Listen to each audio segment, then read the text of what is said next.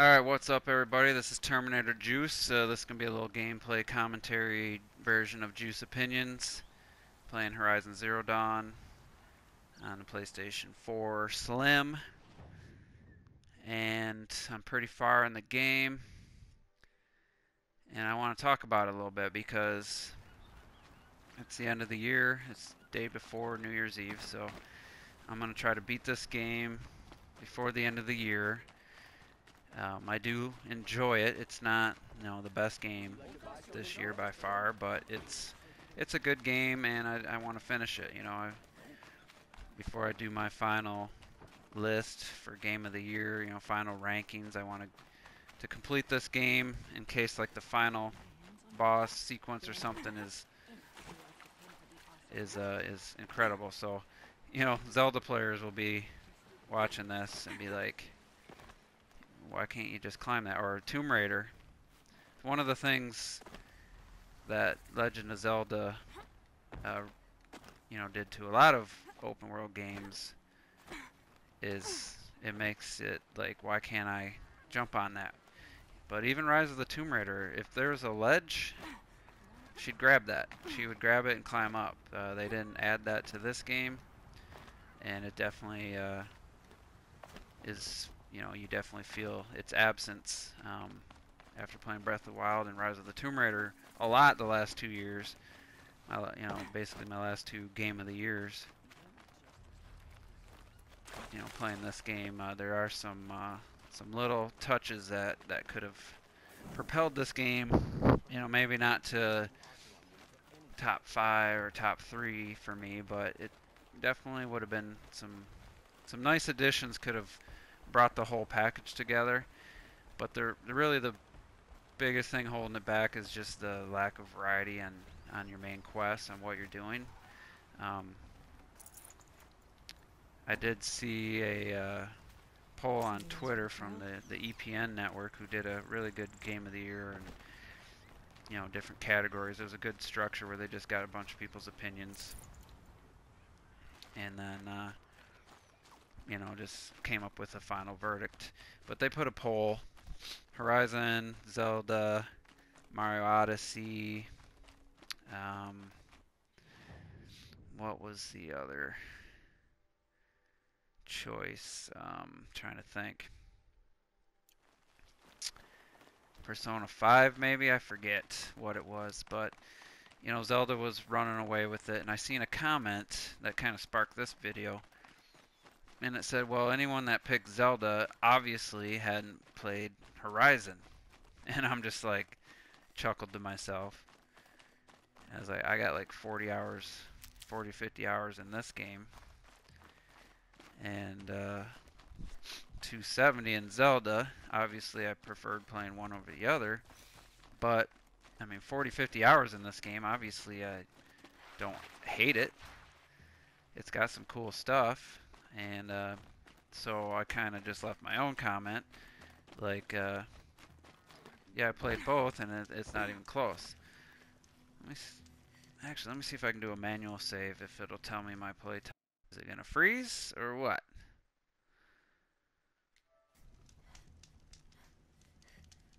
Now let's see if I hit it again. Now it's saying 31, so if that's accurate, then that's what I got in the game. Let me check my destination. But the biggest problem with this game, like I hinted at earlier, and let's just get the elephant out of the room. Elephant in the room out of the way. This is a good looking game. Not because this ground texture, this rock texture looks so fantastic, but just look at the colors. It's got blue outfit, red hair. There's red grass. There's, bright sunny days. I'm getting into kind of the desert area, so it's not going to be as colorful, but it's not that dark, dingy, standard PlayStation first-party aesthetic. It's a good-looking game, technically and artistic. The art style. Now, there's some issues with facial animations and stuff when you talk to somebody, But it's got good animations, and it's a good looking game. So let's see some facial. See, that character model looks pretty good. I'm still stepping softly in the damn quarry. It's not bad. It's definitely come a long way. But there are some really awkward, uncanny valley, dialogue, cutscenes with some less, non-main characters that are pretty cringeworthy. But it's a good-looking game, so there's no denying that. But I think Zelda's a beautiful game. I think Zelda's one of the best art styles I've ever seen. It's one of the best looking games when you put it all together. Now, does it technically stand up to Horizon? No, it doesn't have all the bells and whistles. But I wouldn't want to play Breath of the Wild in this art style. To me, it takes away from kind of the fantasy and just for me, it would take away from the game. And maybe that's why Horizon isn't as high up for me. Because even though it's a good art style and colorful and it looks good, it's trying too hard to look real at times, especially with the dialogue. Let's see if I can override this guy. I think Zelda's more magical with that art style. It's more like a something Disney would do, back in their heyday. I think I can ride this guy.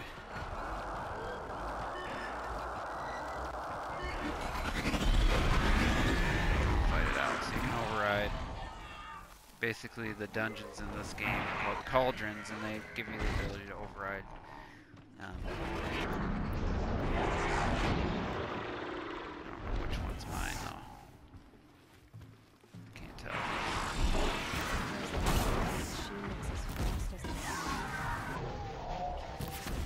So, I'll do some combat here just to...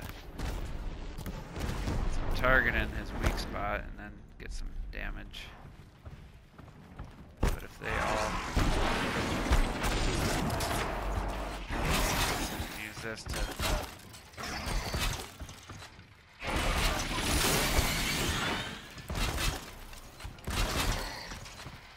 Should fall. Need to get a critical.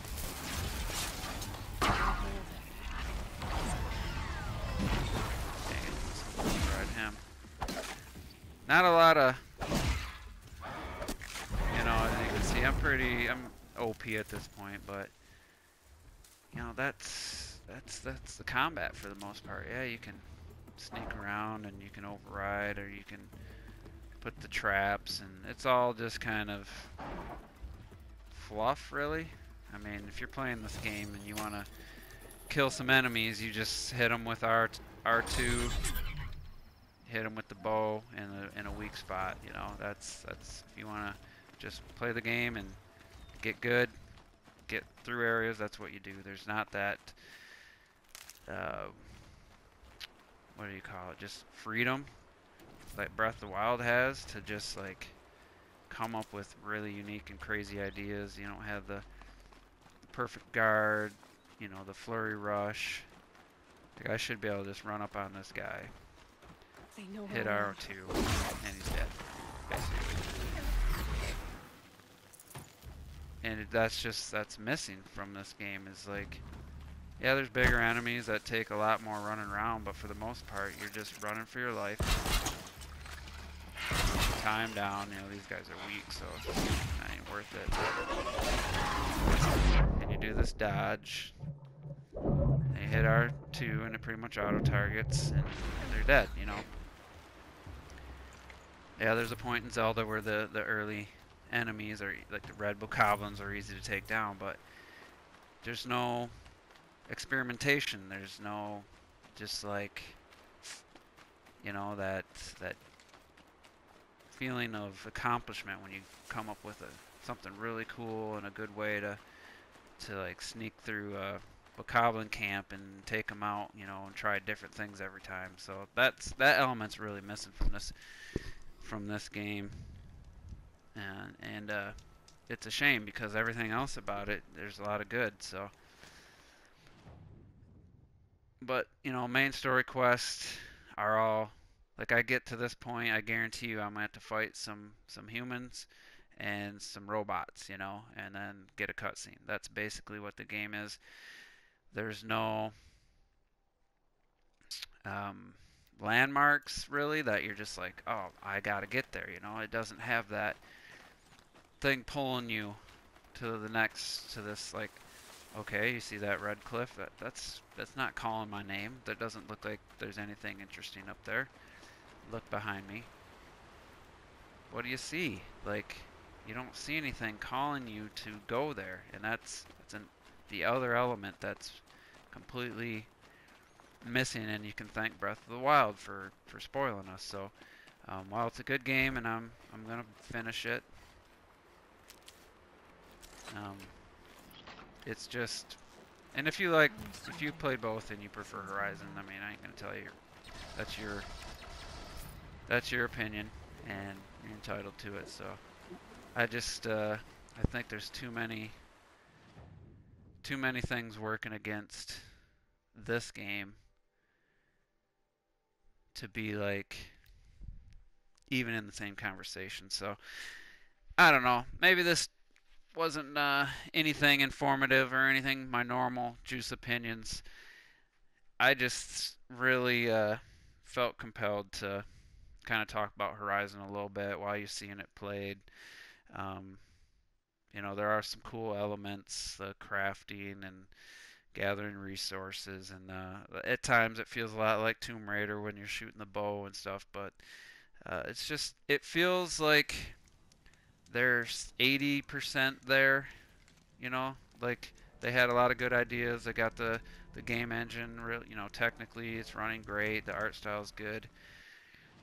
There's some cool elements like you can modify, you put on different outfits, and you can put on modifications that give you boosts, stat buffs, and you know you got resources you can craft. Very similar to Tomb Raider, like you can craft new arrows and stuff on the fly. You know, there's some good stuff in here. The map is actually one of the best maps, you know, in a video game. I mean, the topography and everything really comes through. I almost wish Breath of the Wild's map was a little more, was a little better on the topography aspect because it does look pretty cool. But yeah, I mean, you got skill trees, and you know, it's got a lot of cool stuff, and I feel like they took a huge step forward, Guerrilla Games, over the Killzone series, and you know, I'd like to think that they can build upon this type of game. Now, I don't know that it needs a sequel. I haven't finished it, but so far it doesn't feel like it's gonna need a sequel when it's done. Maybe I'm wrong. I know it got some DLC, but I guess we'll finish this by. Let me see if I can. There's way too many of these to like try to take them on. So what I can try to do is override one, and you can like highlight their path. Like I'm trying to think of a game that kind of has like Last of Us has something like this. Feels like a stealth game during these moments. You gotta find the grass to hide in. Of course, he's gonna see me before I get there.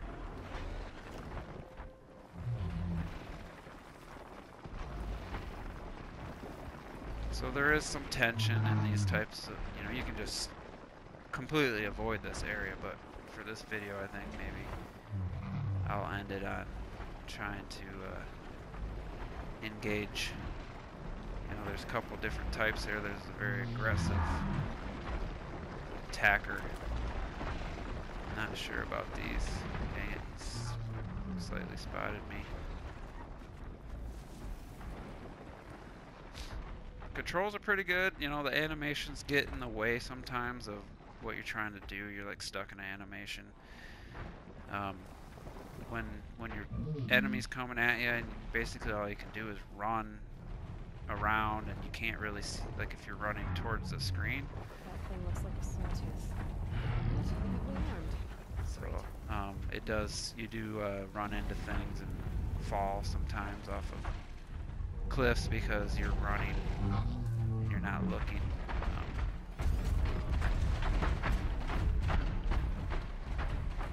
At where you're going because you're trying to focus on the enemy. So maybe I can override this guy. If I can. Screen. Alright, so if I override him, he should cause enough chaos. Start attacking these other guys.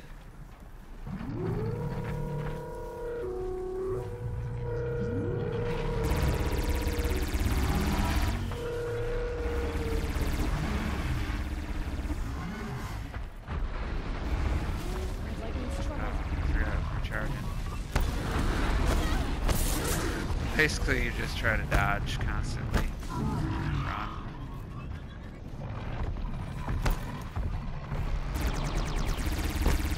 See, now he's got a gun, so I should target the gun, and he can't shoot it anymore.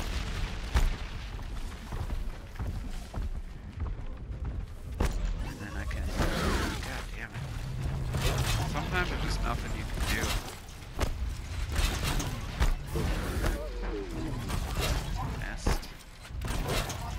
Get enough in him, he should fall. I can get a critical. Uh-oh. Come on. So then you get a critical. So he gets up. God damn it. Actually, I'm gonna override him. Now he'll become an ally.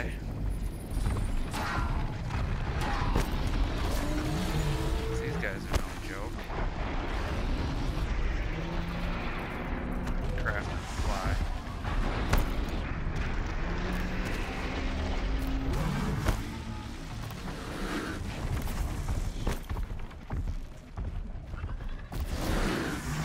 See, when it highlights like that, after you hit it. But sometimes there's just nothing you can do. They just charge your ass.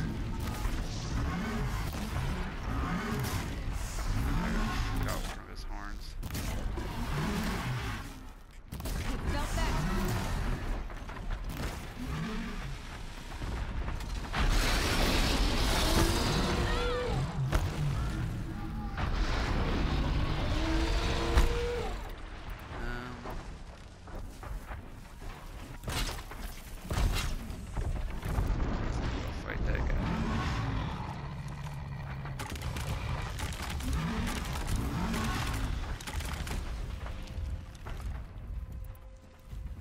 He's got that. There's the belly. Mountain Dew.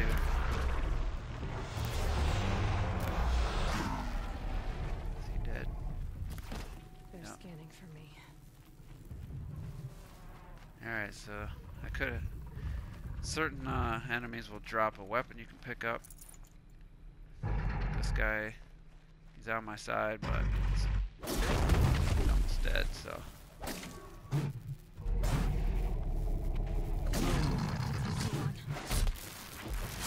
So that's basically the combat. So your main story quests are gonna guide you to combat like this, except they usually throw in human characters, which are terrible AI. But it can be exhilarating. It can be fun and strategic. You know, dropping them and then overriding them. Now I can override, I think, all the enemies now. You know, it's not as great as everyone says it is, but it's not as bad as I thought it was gonna be. As far as there was a time where I was like, oh, that looks really cool. It looks like a really cool game, and then I was like, you know what? That all I'm seeing is fighting the same T-Rex looking thing every time, doing the same stuff, and that really is the weakest aspect of the game. You just once you get into habits, like if you might have watched that and said, I don't fight enemies like that at all. Well, that's how I do it now because that's what works, and I just basically rinse and repeat every time I fight. You know, that I don't feel there's that what you call it, sense of discovery and trying, experimenting with different techniques. You know, I really don't feel that is a big part of this game. So I think that's going to be it. I don't know. Maybe this wasn't very enlightening or entertaining. We'll see. But yeah, I'm going to upload this, continue on with the game, and try to finish it before New Year's Day. You know, I want to finish this in 2017. I'd like to have... I beat Mario Odyssey, the final level, last night. And it wasn't as hard as I thought. And I got feelings on that game. If I could do some gameplay of that, I would. Kind of showing off what holds that back from being like greatest Mario game and Game of the Year contender for me. So anyway, hopefully you enjoyed at least the gameplay. And if you're on the fence, if you got a PS4, I mean, if this game's under 40, I'd say it's a must-buy. It's definitely worth it. Definitely wasn't worth $60 either, though, on the same token. So, but yeah, we'll end it here. Hopefully you enjoyed it, and we'll see you in the next video.